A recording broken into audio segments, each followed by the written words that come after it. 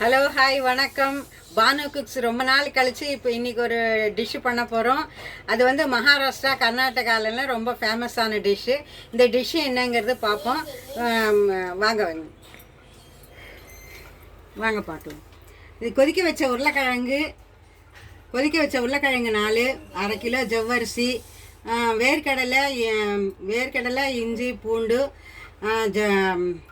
கசகசா, பச்சை மிளகாய் மிக்ஸ் பண்ணி அது ஒரு சின்ன லைட்டாக கிரைண்ட் பண்ணி போட்டு கலந்துட்டு இப்போ அது வடை மாதிரி ரெடி பண்ணி காமிக்க போகிறேன் பாருங்கள். அந்த ஐட்டம் நேம் என்ன?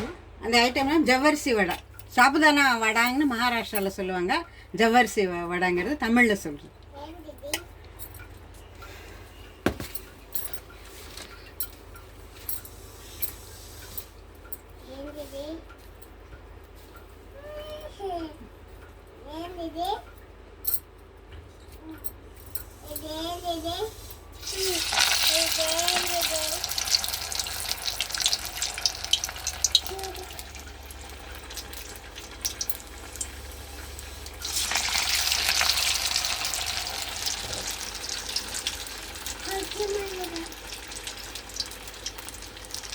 இப்போ இது நல்லா கொதிச்சதுக்கு அப்புறமா எடுத்துடலாம். வந்த பிறகு எடுத்து தொட்டுக்கு தக்காளி சட்னி அது மாதிரி சாஸு இருந்தால் அது தொட்டுண்டு சாப்பிடலாம். வெந்து வந்தாச்சு. இதை எடுக்கிறோம்.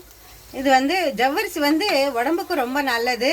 ஒரு 4-5 வாட்டி வயிற்றால போச்சுன்னா அது கஞ்சி மாதிரி வச்சு குடிக்கலாம். பெரியவாளும் சின்னவாளும் எல்லாருக்குமே குழந்தைகளுக்கு ரொம்ப நல்லது.